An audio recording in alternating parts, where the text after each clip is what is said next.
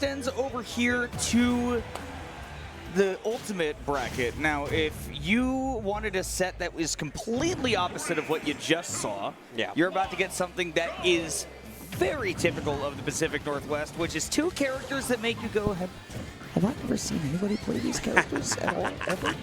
We've got JoJoDaHoBo, a.k.a. Jonas, on the Toon link, and on the other side, well, of course, you got, is that Cakenstein? Dr. Cakenstein. Dr. Cakenstein. I am going to learn this font today or die trying. On the Wendy. And look, I mean, I've seen a couple of Koopalings in my time. I don't think I've ever seen a Wendy. No. It's actually a rarity to see somebody play this all, but, you know, Dr. Cakenstein is all about equality. He's like, yeah, he's like, you know what? I think Wendy needs some representation amongst all the Baojiaos. Are you sure he's not just hungry? He's thinking about fast food. I could go for some Wendy's. Right I could love some Wendy. But yeah, right now, I mean, this is a matchup, as you said, you're not going to find anywhere else.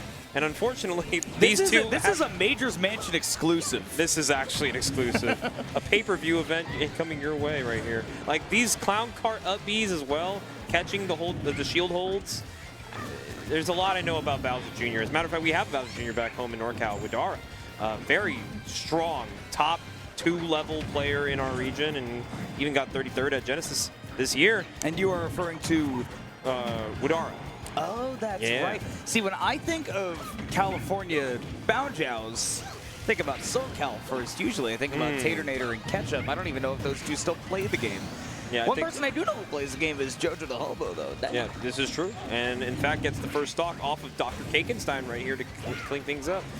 But it's a weird character, right? Because Bowser Jr. was never opted to be like something that you would have to worry about at a big bracket setting. But these hitboxes that, you know, Wendy is throwing at you, they hit like trucks and they cover so much.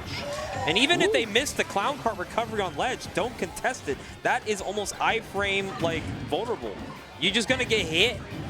Yeah, that thing is, like you said, not really contestable. It is super safe. The hammer toss, super strong. Good DI on that bomb toss, though, not allowing Jonas to drift in with one of those aerials. Well, once again, yeah, you got to be careful. You kind of just got to let the Baojiao land unless you can read a parry, and then maybe you can get your punish. I like the idea to try to go for the spin attack to get the KO right there, but nonetheless, this will still be a living Dr. Cakenstein. Question is, for how long? Yeah, right now, just applying the pressure right here. So much damage already been on the second stock. Dr. Cakenstein just trying to find a way in right now. Not quite going to find it just yet, but right now JoJo also being very mindful of his resources and also being good with tossing these Koopalings and maybe adding a little bit of more damage to Dr. Cakenstein's stock here. Oh, catching the jump out. We've seen that a lot of times up close where it just that Baojiao gets up close and you kind of want to jump away. You don't want to let them get that ground game started because it's so powerful, but you know, you throw out that down smash, yeah, that's definitely going to be enough to do it. Those aerials can also be a very strong answer as well, but can also be quite committal. Nonetheless, it does give Dr. Cakenstein the ability to even up the stocks. Question is, can it go a little bit further than that? Yeah, and there it is again, right? Trying to get that hammer toss. Goodness. And once again, just it's a hard character to kill too. Like, you got to think about it. Bowser Jr., the character has a life bar with the clown card included. Like, this is a very heavy unit of a combination. So you're gonna have to do a lot of damage here, but JoJo's pretty good at applying that, especially when you got multiple projectiles flowing out at all times. And able to toss out that Mecha Koopa as well to make sure that that juggle did continue. Able to get away from the ejection and building up some big damage, 60%. Almost expect that to not be possible for Toon Link, and yet here comes JoJo.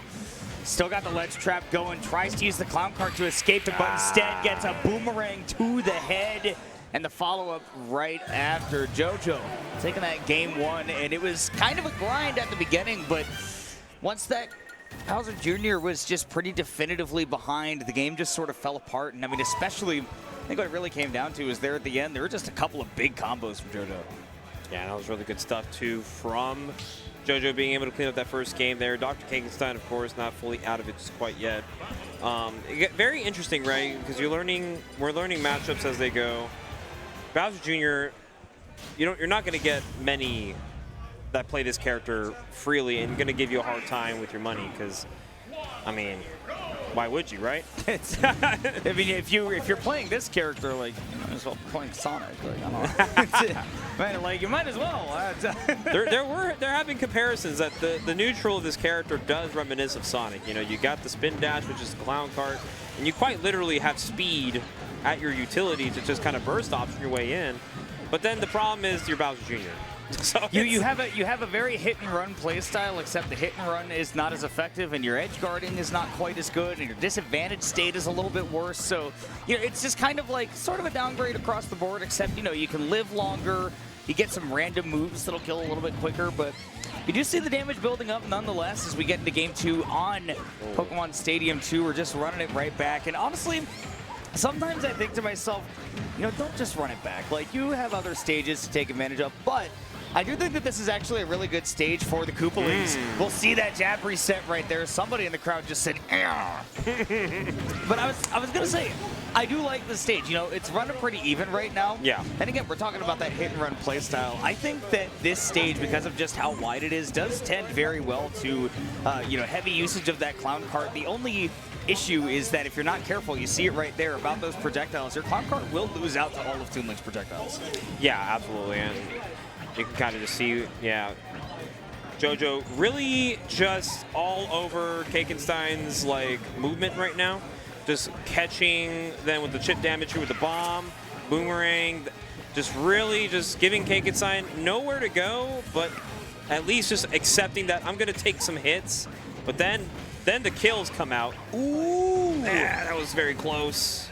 And that's not quite a frame trap either. Not really true in this game. Roll back to center stage, actually. Oh! Such a conservative play, and does end up coming right in with that pivot cancel F tilt to bring Cakenstein down onto potentially the last stock of this bracket.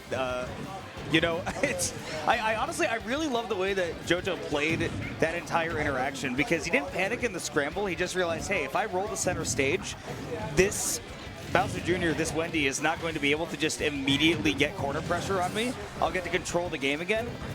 JoJo's not afraid to fight close quarters, and you might think that it's all about staying at a long distance for Toon Link in this matchup, but he's quite good up close, as you can see right now. Yeah, getting a lot off the back air train too. 3 in a row, adding a little bit of some insurance. Watching out for that cannonball, very active even when it falls. And now Dr. Cakenstein could probably start something really good for himself here, trying to maybe catch a low recovery on JoJo. Doesn't get the up smash with the cross up. You better be careful, because bomb fair, rang fair, don't matter. Toon Link has confirms to just kill, and you're gonna have to be careful about how you approach it. Can't jump safely either because of just how many of those aerials will get that KO for JoJo. We'll see the ledge trap coming out right here. I don't think the Koopaling was meant to go on the platform, but nonetheless, it did. The Mecha Koopa. But there we will see the forward air, bringing it down to last stock. Cakenstein not out of it yet by a long shot. Great eject right there out of the side beam, building up the damage. All right, still very much in this game right now. Dr. Cakenstein just trying to chip their way back into this game, but JoJo knows that they can just get enough damage to maybe at least get a stray hit kill. And Cakenstein not giving up anything for free. Just here, take the kids. Not gonna take the family, not gonna take the home. You're just gonna have to deal with it, man. Playing it very safe, yeah, not really approaching at all. More now, like, instead of trying to find the opening, now that we're on the last stock, it's all about just avoiding the projectiles. Couple of big commits though. JoJo able to get the Koopaling back off stage. Wendy going back to the ledge. Not falling for any of these ledge trap tricks though. Again, look at how safe this Wendy is moving. All right, string back there with the Nair. Watch out. Yeah, if you get a little too close to Toon Link, I mean, you got some quick options here. It's back air. Not going to catch a low recovery. Bomb. Good TI on the hit. Ooh, the lingering hits of the Nair. Barely able to keep Cakenstein safe. Going right down to the ledge. Oh my goodness, that could have been the end of the game. JoJo didn't react. 150%. Still just about any aerial can do it, but not the neutral air. That's not doing it. Oh my goodness, Cakenstein not afraid in these scrambles. And right now he needs to find a big hit to help him get a edge guard scenario ready, but 169%. Toon Link can kill it so many ways. He's floaty, he's dancing and prancing, he's not giving it up for easy. Cakenstein needs to find a way to get in. Cakenstein is moving like he is controlling this character with a mouse and keyboard. It is just impossible to lock down where this Wendy's going to end up next. Cannonball ends up being saved. JoJo can't land the aerial. Watch out for reversals. Oh, no! Doesn't get the down smash. JoJo was looking for forward tilt right there, but had bomb in hand. Oh my God, look out! What are we doing? What are we saying? What are we experiencing? Forward tilt, 209! Wendy refuses to die. The crowd can't handle it any longer.